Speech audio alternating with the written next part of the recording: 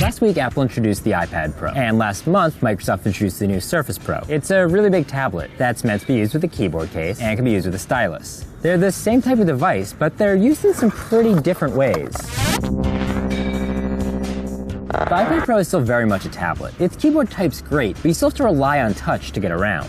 And the Surface Pro is really a full laptop. You can use the touch screen, but there's also full trackpad and keyboard controls too. I like that the iPad Pro is so natural when you're using it with touch. It's an iOS device after all, so literally every app is designed for it. The Surface Pro does a much better job when you want to keep your hands on the keyboard. Windows is designed for the desktop first after all, so touch can be a little bit awkward.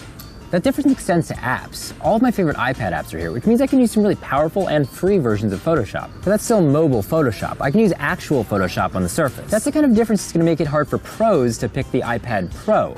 The real professional apps just aren't here yet. On the other hand, touch support isn't quite as strong in Windows apps. So if you're looking for a tablet first and foremost, there might be reason to think twice about choosing the Surface.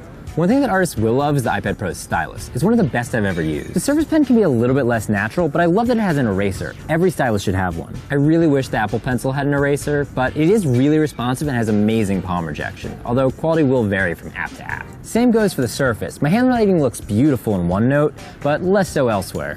The iPad is also much more limited when it comes to the kickstand. It only has this one angle, and putting it together feels like folding origami. Here, that's not a problem. With the Surface, the kickstand is built into the back, so it's really easy to move, and you can put it at pretty much any angle.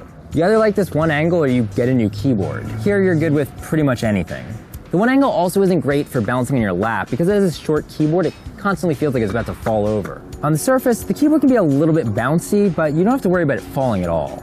Part of that has to do with the iPad's size. It's a little bit taller and a little bit wider than the Surface. It almost feels like a big book, which is kind of nice. The Surface is supposed to feel a bit more like a clipboard. It's a little bit smaller, but it's a little bit heavier too. You can run two side-by-side apps on both. They look really big and nice on the iPad. But chances are you'll get a bit more done with two desktop apps on the Surface. And that's what's so interesting here. The history of these two devices colors so much of how you use them. The iPad Pro is a tablet first, and the Surface Pro is a laptop first. Both are trying to be right in the center, but for now, you have to choose which side you want the most.